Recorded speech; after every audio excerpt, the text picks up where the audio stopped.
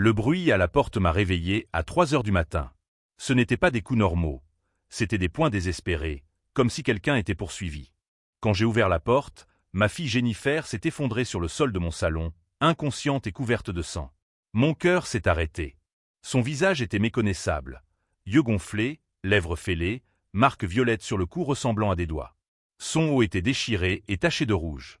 Pendant une seconde, j'ai cru qu'elle était morte. Jennifer. Jennifer, réveille-toi. Je me suis agenouillé à côté d'elle, vérifiant son pouls avec des mains tremblantes. Il battait, mais faiblement.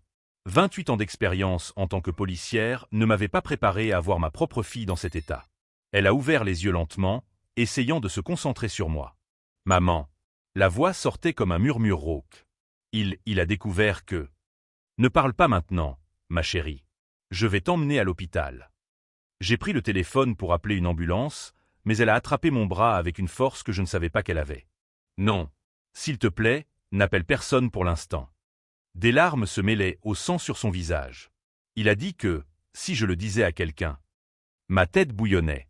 Depuis 2 ans, je soupçonnais que quelque chose n'allait pas dans son mariage.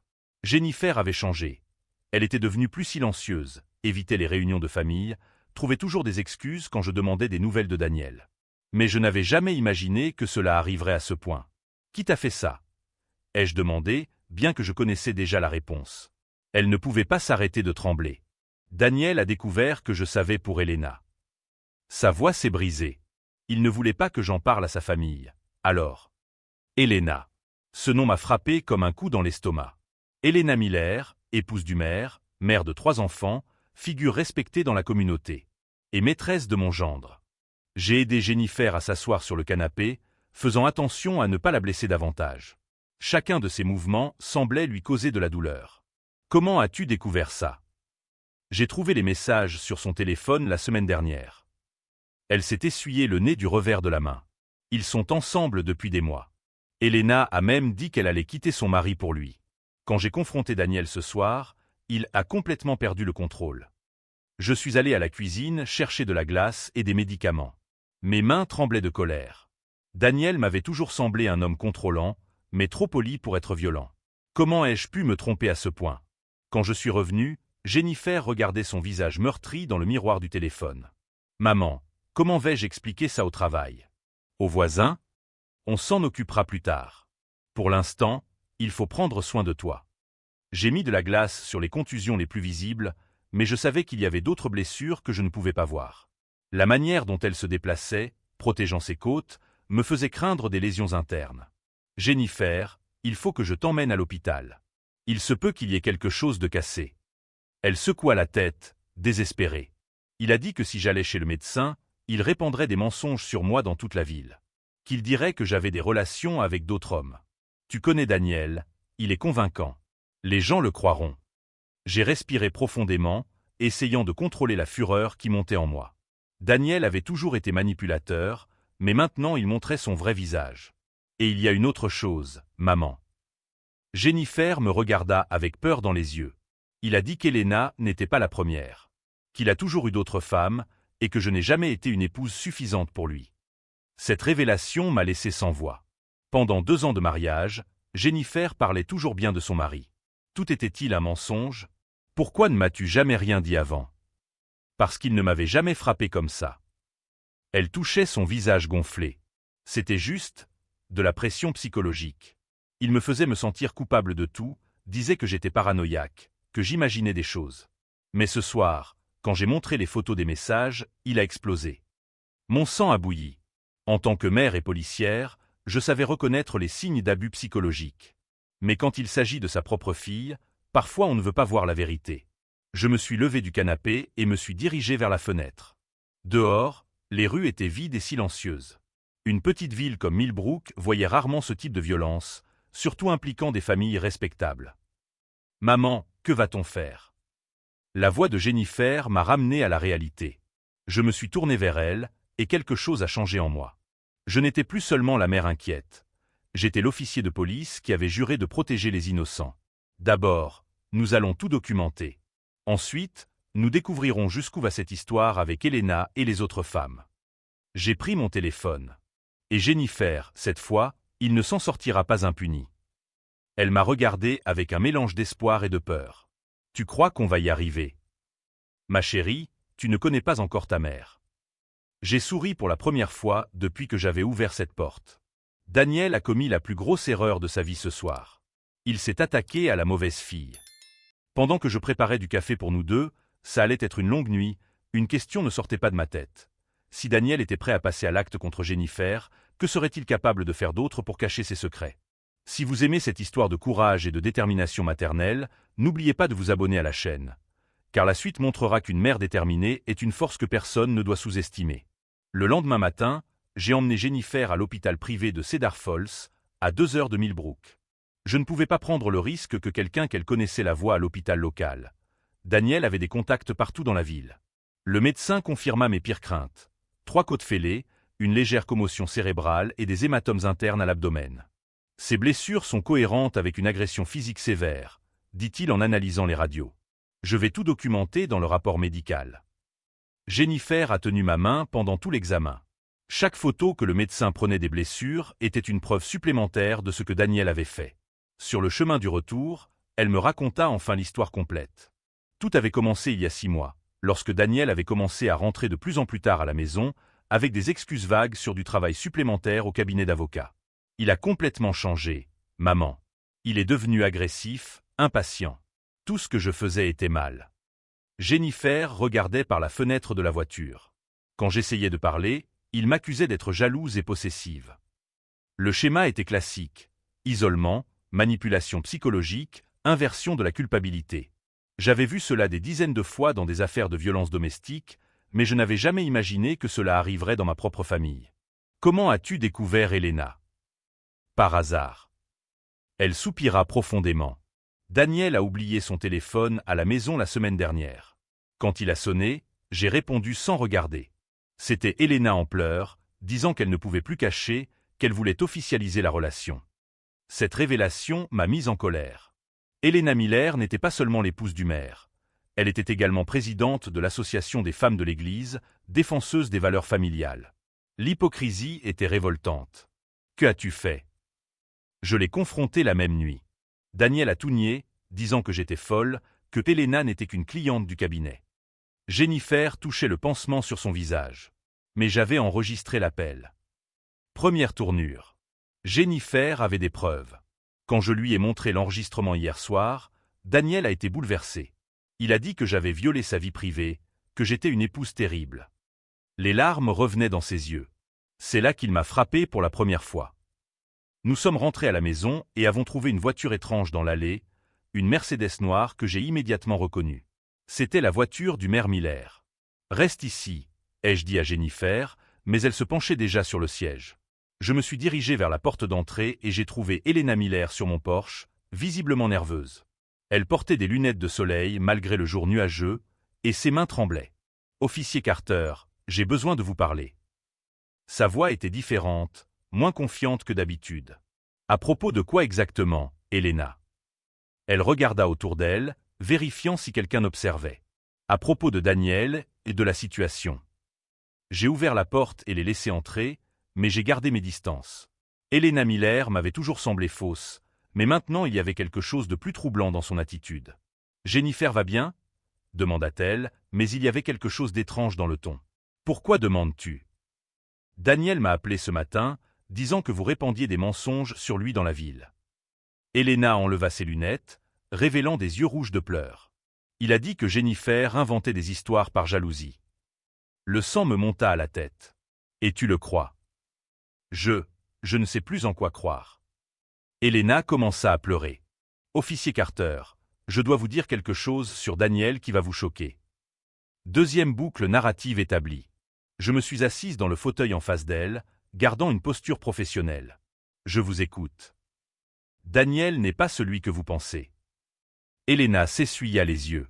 Il y a 3 mois, j'ai découvert qu'il était aussi impliqué avec d'autres femmes. Je ne suis pas la seule maîtresse.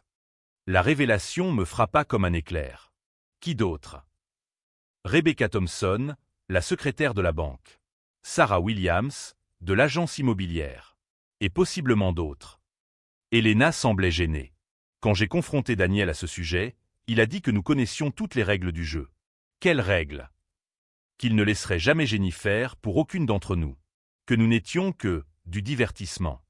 Le mot sortit avec dégoût. Mais ensuite, il a commencé à me promettre des choses différentes. Il disait que j'étais spécial, qu'il prévoyait de se séparer. Je me suis levé et suis allé jusqu'à la fenêtre. Jennifer était encore dans la voiture, probablement en train de se cacher d'Elena. « Elena, pourquoi me dis-tu cela maintenant ?»« Parce que ce matin Daniel m'a menacé. » Elle se leva également, agitée. Il a dit que si je ne te convainquais pas que Jennifer mentait, il le dirait à mon mari. Troisième boucle narrative.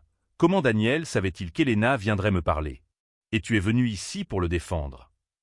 Non. Elena cria, puis baissa la voix. Je suis venu ici parce que j'ai besoin de ton aide. Daniel est hors de contrôle. Hier soir, après avoir frappé Jennifer, il m'a appelé en riant. Il a dit qu'il l'avait enfin remise à sa place. J'ai ressenti de la nausée. Daniel n'était pas seulement violent, il en était fier. Elena, es-tu prête à témoigner contre lui? Elle hésita. Si je le fais, ma vie sera finie. Mon mariage, ma réputation, ma position dans la communauté. Et si tu ne le fais pas, d'autres femmes subiront ce que Jennifer a subi. Elena resta silencieuse pendant de longues minutes. Enfin, elle soupira lourdement. Il y a une autre chose que tu dois savoir sur Daniel. Elle me regarda droit dans les yeux. Il ne travaille pas seul. Que veux-tu dire? Il y a un groupe d'hommes dans la ville qui partagent des informations sur les femmes avec lesquelles ils sortent. Ils se protègent mutuellement quand quelque chose tourne mal. Quatrième boucle narrative établie. Qui d'autre était impliqué? La révélation me choqua. Ce n'était pas seulement une affaire d'infidélité, c'était un réseau organisé d'hommes prédateurs. Qui sont-ils? Je ne connais pas tous les noms, mais je sais que cela inclut des personnes influentes dans la ville. C'est pour ça que Daniel a toujours semblé intouchable. À ce moment-là, Jennifer entra dans la maison, évitant de regarder directement Elena. « Désolé de vous interrompre, mais votre téléphone sonnait. » Elle me tendit le portable. Il y avait 3 appels manqués de Daniel. Elena devint pâle. « Il sait que je suis ici. » Comme si elle avait été invoquée, le téléphone sonna à nouveau. C'était Daniel. « Allô, chère belle-mère. » Sa voix était trop calme, contrôlée. « J'ai entendu dire que vous répandez des histoires sur moi dans la ville. »« Daniel, nous devons parler. »« Oh, nous allons parler, oui. Mais d'abord, tu vas renvoyer Jennifer chez elle. Et tu vas convaincre Elena d'arrêter d'inventer des mensonges. » Elena commença à trembler en entendant son nom. « Daniel, Jennifer restera ici jusqu'à rien. » Sa voix devint dangereuse. « Tu as 2 heures pour résoudre cette situation. Sinon, toute la ville saura quel genre de mère tu es vraiment. » Quel genre de menace est-ce? Ce n'est pas une menace, belle-mère. C'est une promesse. 2 heures. L'appel se termina, laissant un silence lourd dans la pièce. Elena était visiblement terrifiée. Il tiendra sa promesse. Daniel tient toujours ses promesses.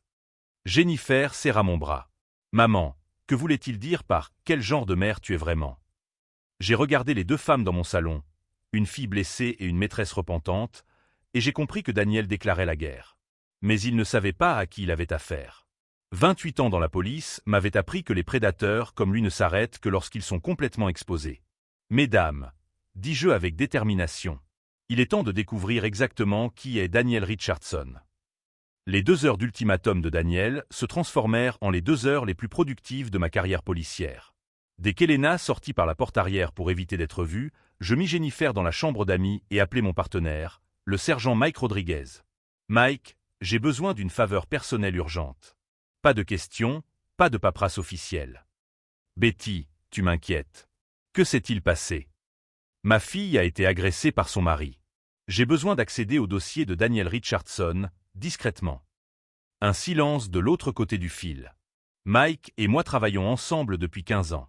Il savait quand je parlais sérieusement. « Retrouve-moi au bureau dans 1 heure. Et Betty, apporte tout ce que tu as sur lui. » Pendant que Jennifer se reposait, je commençai ma propre enquête. D'abord, j'appelai Rebecca Thompson de la banque, utilisant mon autorité policière comme prétexte. « Rebecca, ici l'officier Carter. J'ai besoin de vérifier certaines informations sur Daniel Richardson pour une affaire. » Sa voix devint immédiatement tendue. « Quel genre d'informations? » Rien d'officiel pour l'instant. Je veux juste savoir si vous avez eu un problème avec lui récemment. Le silence fut révélateur. Après quelques secondes, Rebecca murmura « Je ne peux pas en parler au travail. Peux-tu me retrouver au parking du supermarché à 5 heures ?» Première confirmation. Daniel avait vraiment d'autres victimes. Mon deuxième appel fut pour Sarah Williams de l'agence immobilière. Même approche, même réaction nerveuse. « Officier Carter, s'il vous plaît, ne m'impliquez pas là-dedans. » Sa voix tremblait. « J'ai une famille, une réputation à protéger. » « Sarah, je comprends ton inquiétude. Mais d'autres femmes peuvent être en danger. » Une longue pause. « Retrouve-moi au café de la 3e rue à 6 heures. Je viendrai seul. » 2 confirmations. Le schéma devenait clair. Au bureau, Mike me reçut avec un dossier épais sur Daniel Richardson. « Betty, tu ne vas pas aimer ce que j'ai trouvé. » Je m'assis à son bureau pendant qu'il ouvrait les fichiers. 3 plaintes pour harcèlement au cours des 2 dernières années. Toutes retirées avant le début de l'enquête. Retirées pourquoi? Les femmes ont changé de version. Elles ont dit que c'était un malentendu, qu'elles ne voulaient pas continuer. Mike me regarda sérieusement. Mais il y a quelque chose d'étrange. Toutes les plaintes ont été retirées le même jour où Daniel a fait des dons généreux à des institutions liées à leur famille. Chantage financier. Daniel était plus malin que je ne l'imaginais. Il y a autre chose. Mike tourna la page. Daniel Richardson n'existe pas. Je cessai de respirer. Comment ça? Le vrai Daniel Richardson est mort dans un accident de voiture au Nevada il y a 5 ans. Notre Daniel utilise son identité. Deuxième retournement, et le plus choquant jusqu'ici. Mike, ça veut dire que ta fille est mariée à un homme dont on ne sait pas vraiment qui il est. Il referma le dossier. Betty, c'est bien plus que de la violence domestique. C'est une usurpation d'identité, possiblement d'autres crimes. Ma tête tournait. Jennifer s'était mariée avec un fantôme. Peux-tu découvrir sa vraie identité? Je vais essayer, mais ça prendra du temps. Empreinte digitale, reconnaissance faciale. C'est un long processus. Nous n'avions pas le temps. Daniel attendait une réponse en moins d'1 heure. Je sortis du bureau directement pour retrouver Rebecca. Elle était au parking, clairement nerveuse, regardant autour d'elle comme si elle allait être attaquée à tout moment. Officier Carter, merci beaucoup d'être venu. Rebecca était une femme d'une 40aine d'années, toujours discrète et professionnelle. Aujourd'hui, elle semblait hantée. Rebecca, j'ai besoin que tu me parles de Daniel Richardson. Elle commença à pleurer immédiatement. C'était une erreur terrible. Il m'a séduite, disant que son mariage était fini, qu'il allait bientôt se séparer. Quand cela a-t-il commencé? Il y a 4 mois. Daniel a toujours été client de la banque, toujours poli, charmant. Rebecca s'essuya les yeux. Mais après notre liaison, il a changé. Devenu possessif, contrôlant. Comment ça s'est terminé? Ça ne s'est pas terminé. Sa voix se brisa. Il a dit que si j'essayais de rompre, il diffuserait des photos intimes qu'il avait prises de moi. Qu'il dirait à mon patron que j'avais des liaisons avec des clients. Schéma répété. Séduction, contrôle, chantage. Rebecca, tu l'as dénoncé. J'ai essayé. J'ai fait un rapport pour harcèlement il y a 2 mois. Elle me regarda avec désespoir. Mais le lendemain, Daniel est arrivé à la banque avec des fleurs et un chèque de 10 000 $ pour l'école spéciale de mon fils. Il a dit que c'était un don anonyme, mais que des gens malveillants pourraient tenter de ternir sa réputation. Et tu as retiré la plainte. Mon fils a besoin de cette école. Je n'avais pas le choix. Je laissai Rebecca et courus au rendez-vous avec Sarah Williams. Elle était au café, cachée à une table du fond, portant un chapeau et des lunettes de soleil. Officier Carter, vous ne devriez pas être ici. Sarah, j'ai besoin de ton aide pour protéger d'autres femmes. Elle regarda autour d'elle nerveusement. Daniel ne travaille pas seul. Voilà la réponse au précédent loop narratif. Comment ça? Il y a un groupe. Des hommes influents de la ville qui se protègent mutuellement. Sarah baissa la voix. Ils appellent ça le « club du gentleman ». Ils se réunissent 1 fois par mois dans le manoir du juge Peterson. Je frissonnai. Le juge Peterson serait celui qui jugerait tout cas contre Daniel. Qui d'autre participe? Le maire Miller, le chef de la police Anderson, le procureur Stevens, quelques hommes d'affaires riches. Sarah était visiblement terrifiée. Ils partagent des informations sur les femmes vulnérables de la ville. Divorcées, veuves, femme en difficulté financière. La corruption était systématique. Ce n'était pas seulement Daniel. C'était tout un réseau de prédateurs se protégeant mutuellement. Comment as-tu découvert ça? Daniel était ivre un soir et l'a raconté. Il a dit que je ne pourrais jamais le dénoncer parce que les amis s'occuperaient de tout problème. Sarah se mit à pleurer. Quand j'ai essayé de rompre avec lui, 2 amendes fantômes sont apparues, des problèmes avec ma licence commerciale, des menaces anonymes. Je compris enfin pourquoi Daniel échappait toujours aux conséquences. Tout le système était corrompu. Je rentrais chez moi avec une certitude. Je ne pouvais pas faire confiance aux autorités locales. Il me fallait de l'aide extérieure. Jennifer était réveillée quand j'arrivais, regardant par la fenêtre du salon. « Maman, Daniel est passé il y a 1 heure. » Mon sang se figea. Il est entré. Non, mais il a klaxonné et crié depuis la rue. Il a dit que le temps était écoulé et que tu savais quoi faire. Je m'assis à côté d'elle. Jennifer, je dois te dire quelque chose sur Daniel qui va être difficile à entendre. Je racontais tout, fausse identité, réseau de corruption, autre victime. Jennifer resta silencieuse pendant toute l'explication. Alors je ne sais même pas avec qui je me suis mariée. Sa voix était vide. Non, ma chérie. Mais nous allons découvrir qui il est vraiment. Je pris mon téléphone et passai l'appel le plus important de ma carrière. Bureau du procureur fédéral. Ici l'officier Betty Carter de Millbrook. Je dois signaler un réseau de corruption et de fraude impliquant des autorités locales. Officier Carter, pouvez-vous être plus précise? J'ai des preuves d'usurpation d'identité, d'extorsion, de violence domestique et de corruption judiciaire. J'ai besoin de protection fédérale pour les témoins. Nous enverrons des agents à Millbrook demain matin. Je raccrochai et regardai Jennifer. Maintenant, Daniel va découvrir ce qui arrive quand on s'attaque à la mauvaise famille. Mon téléphone sonna. C'était Daniel. Temps écoulé, belle-mère. Daniel, ou quel que soit ton vrai nom, tu as commis une erreur fatale. Silence. De quoi parlez-vous? J'ai découvert qui tu es vraiment. Et demain matin, toute la ville le saura aussi.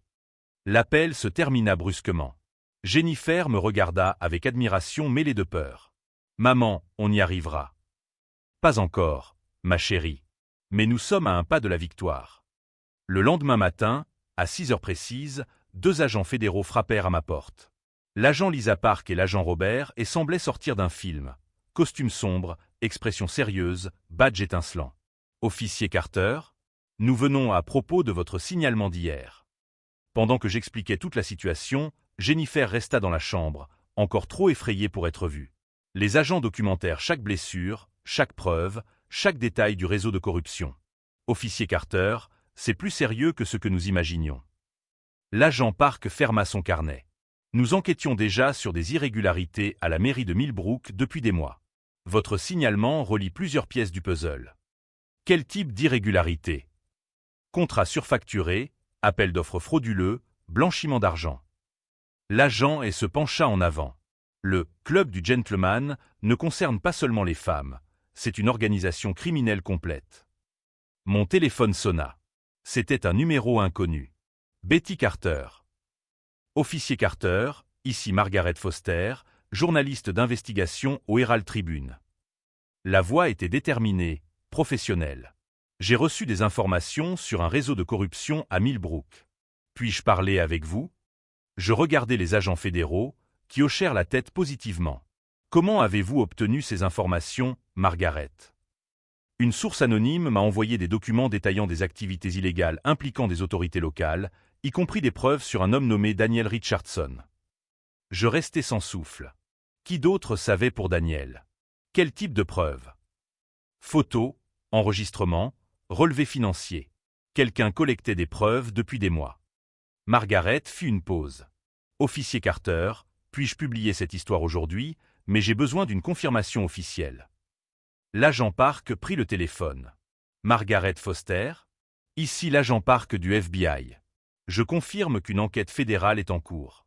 Vous pouvez publier l'article. 2 heures plus tard, l'histoire était à la une du site du journal. Réseau des corruption et violences domestiques exposées à Millbrook. Les autorités locales accusées de protéger un prédateur sexuel. Mon téléphone n'arrêtait pas de sonner. Voisins, collègues, journalistes d'autres médias. Toute la ville était en état de choc. À 10 heures du matin, l'agent ait reçu un appel urgent. Daniel Richardson a été arrêté en tentant de quitter la ville. Il raccrocha et me regarda. Il était à l'aéroport avec un faux passeport et 50 000 $ en liquide. Jennifer sortit de la chambre pour la première fois depuis l'arrivée des agents. Il a vraiment été arrêté. Oui, ma chérie. Et il ne sortira pas de sitôt. Mais notre victoire fut interrompue par une découverte choquante. L'agent Park revint d'un appel, le visage pâle. Betty, je dois te dire quelque chose à propos de la source anonyme qui a transmis les informations à la presse. Qui était-ce? Elena Miller. La révélation me laissa sans voix. Elena, l'amante, avait été notre alliée secrète tout ce temps.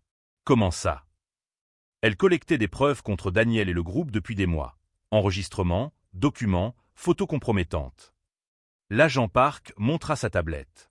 Elena a découvert que Daniel prévoyait de la faire chanter définitivement et a décidé de prendre les devants. Pourquoi ne nous a-t-elle pas dit hier? Parce qu'elle ne faisait confiance à personne d'autre dans la ville. Ce n'est qu'après ton appel au FBI qu'elle s'est sentie en sécurité pour agir. Troisième retournement. Elena n'était pas seulement une victime. Elle était une enquêtrice déterminée. À 14 heures, la ville de Millbrook était en plein chaos. Des véhicules fédéraux s'arrêtaient devant les maisons du maire Miller, du juge Peterson, du chef de police Anderson et du procureur Stevens. Un par un, tous furent arrêtés. Jennifer et moi regardions par la fenêtre, alors que Daniel était emmené menotté dans une camionnette fédérale. Il regarda directement notre maison, et pour la première fois depuis que je le connaissais, je vis la peur dans ses yeux. « Maman, c'est vraiment fini. » Jennifer serra ma main. « C'est fini, ma chérie. » Mais Daniel avait un dernier atout. Cet après-midi-là, l'agent ait reçu une proposition inattendue. Daniel voulait conclure un accord, des informations sur des crimes encore plus graves en échange d'une réduction de peine. « Quel genre d'informations » demandai-je. Il dit que le réseau de Millbrook n'est qu'une cellule. Qu'il existe d'autres villes, d'autres groupes. L'agent me regarda sérieusement. Daniel affirme qu'il peut démanteler une opération nationale. La colère monta en moi. Et vous allez accepter? Betty, s'il dit la vérité, nous pouvons sauver des centaines de femmes dans tout le pays. L'injustice de la situation me révoltait, mais j'en compris la logique. Daniel allait collaborer pour sauver sa peau, mais au moins, d'autres victimes seraient protégées. À 17 heures, Elena Miller apparut enfin à ma porte. Cette fois, sans peur. Betty, je suis venu m'excuser. Elle semblait être une femme complètement différente. Et te remercier. Elena, pourquoi as-tu fait tout ça seule? Parce que quand Daniel m'a menacé pour la première fois, j'ai compris que je n'étais pas la première et que je ne serais pas la dernière. Elena s'assit dans mon salon, au même endroit où elle avait pleuré la veille. J'ai commencé à enquêter par moi-même. J'ai découvert Sarah, Rebecca, d'autres femmes qui l'avaient manipulée. Pourquoi n'as-tu pas cherché de l'aide avant? Parce que tout le système était corrompu. Je ne savais pas à qui faire confiance. Elena me regarda dans les yeux. Jusqu'à ce que je voie comment tu as protégé Jennifer. Là, j'ai compris que tu ferais ce qui était juste. Jennifer descendit les escaliers à ce moment et, pour la première fois, regarda directement Elena. Merci. Ce fut tout ce qu'elle dit, mais le poids de ses mots remplit la pièce. Elena commença à pleurer. Jennifer, je suis désolé. Je savais que Daniel était violent, mais je n'imaginais pas que ça irait aussi loin. Elena, tu nous as aidés à l'arrêter. Jennifer s'assit à nos côtés. C'est ce qui compte maintenant. Cette nuit-là, la ville de Millbrook était méconnaissable. Le maire, le juge, le chef de police, tous arrêtés. Le système de pouvoir qui protégeait les prédateurs s'était effondré en une seule journée. L'agent Park vint me voir avant de partir. Betty, nous voulons t'offrir un poste. Quel genre de poste? Consultante spécialisée dans les réseaux de corruption domestique. Votre travail ici a montré une capacité unique à identifier ces schémas. Je regardais Jennifer, qui souriait pour la première fois depuis des jours. Agent Park, je dois m'occuper de ma fille d'abord. Mais après, nous en parlerons. À 22 heures, Margaret Foster appela avec une dernière mise à jour. Officier Carter, je viens d'apprendre que Daniel Richardson s'appelle en réalité Thomas Mitchell. Il est recherché pour des crimes similaires dans 3 États différents. L'identité réelle enfin révélée. Il y a plus. Le FBI a découvert que Thomas Mitchell faisait partie d'un réseau national d'hommes qui s'installait dans de petites villes, prenait de fausses identités et créait ses cellules de corruption. Combien de villes? 17, au moins. Et maintenant, grâce à votre travail, elles sont toutes sous enquête. Je raccrochais et regardais Jennifer, qui lisait des messages de soutien d'amis et de collègues. Maman, Rebecca et Sarah m'ont écrit. Elles veulent se rencontrer demain pour discuter. Pourquoi faire? Pour créer un groupe de soutien pour d'autres femmes ayant vécu des situations similaires. Je ressentis une immense fierté. Jennifer n'était plus seulement une victime, elle devenait une survivante désireuse d'aider les autres. Cette nuit-là, pour la première fois depuis des semaines, nous dormîmes en paix. Le réseau de corruption avait été détruit, Thomas Mitchell était en prison, et ma fille était en sécurité. Mais le plus important, Jennifer avait retrouvé sa force. Et moi, j'avais découvert que parfois, pour protéger ceux qu'on aime, il faut être prête à affronter le monde entier. 6 mois plus tard, Jennifer était méconnaissable, dans le meilleur sens du terme. Elle riait à nouveau, ce rire authentique que je n'entendais pas depuis plus de 2 ans. Elle était assise sur la véranda de notre maison, prenant son café et lisant un livre sur la psychologie, se préparant à reprendre ses études. « Maman, tu as reçu une lettre. » Jennifer me tendit une enveloppe officielle du département de la justice. C'était une mise à jour sur l'affaire Thomas Mitchell. Il avait été condamné à 25 ans de prison fédérale pour fraude d'identité, violence domestique, extorsion et participation à une organisation criminelle. Aucune possibilité de libération conditionnelle. Et les autres? Demanda Jennifer en lisant par-dessus mon épaule. Le maire Miller a pris 15 ans. Le juge Peterson, 20. Le chef Anderson, 12. Je pliai la lettre avec satisfaction. Le procureur Stevens a obtenu un accord, mais devra purger 8 ans. La ville de Millbrook avait connu une transformation complète. De nouvelles élections avaient amené des personnes intègres au pouvoir. La nouvelle maire, Sarah Chen, était une jeune femme déterminée qui promettait une transparence totale dans l'administration. Jennifer ferma le livre et me regarda avec cette expression sérieuse qu'elle prenait quand elle voulait parler de quelque chose d'important. « Maman, j'ai pris une décision pour mon avenir. Je t'écoute. Je veux étudier le droit. Me spécialiser en violences domestiques et droits des femmes. » Elle sourit timidement. « Je veux aider d'autres femmes comme Elena m'a aidé. » Je sentis les larmes me monter aux yeux. Jennifer n'avait pas seulement survécu au traumatisme, elle utilisait son expérience pour créer quelque chose de positif. « Je suis sûr que tu seras une avocate incroyable. » Le groupe de soutien que Jennifer avait créé avec Rebecca et Sarah accueillait déjà 15 femmes dans la région. Elles se réunissaient chaque mardi à la bibliothèque municipale, partageant leurs expériences et offrant un soutien mutuel. Elena Miller avait également complètement changé. Après son divorce, elle avait déménagé dans une ville voisine et avait créé une ONG dédiée à l'identification des réseaux d'abus et de corruption. Son travail d'investigation était devenu sa vocation. « Comment va Elena ?» demandai-je. Elle m'a appelé hier. Son ONG vient de démanteler un autre réseau à Pine Valley. Jennifer sourit fièrement. 3 hommes ont été arrêtés grâce aux preuves qu'elle a collectées. Je reçus un appel de l'agent Park cet après-midi-là. « Betty, j'ai des nouvelles sur le réseau national. » Bonne ou mauvaise? Très bonne. Grâce aux informations de Thomas Mitchell, nous avons démantelé des cellules dans les 17 villes. Plus de 40 hommes ont été arrêtés. L'ampleur de ce que nous avions accompli me stupéfiait encore. Une seule nuit de courage avait sauvé des centaines de femmes à travers le pays. Et il y a mieux. Le département de la justice veut que vous dirigiez un nouveau programme national de lutte contre la corruption domestique. C'était la 3e fois qu'on m'offrait ce poste. Cette fois, j'étais prête. Agent Park, j'accepte. Jennifer applaudit lorsque je lui annonçai la nouvelle. « Maman, tu vas aider des femmes dans tout le pays. » « Nous allons aider, ma chérie. Je veux que tu sois ma principale consultante quand tu auras terminé tes études. » Cette semaine-là, Margaret Foster publia un article de suivi sur notre affaire. Le titre « Maman courageuse sauve sa fille et détruit un réseau national d'abuseurs ». L'article incluait les témoignages de toutes les femmes que nous avions aidées. Rebecca Thompson avait repris ses études et était devenue conseillère financière indépendante. Sarah Williams avait développé ses affaires et employait maintenant d'autres survivantes de violences domestiques. Plus important, aucune d'elles ne vivait plus dans la peur. Le téléphone sonna pendant que je lisais l'article.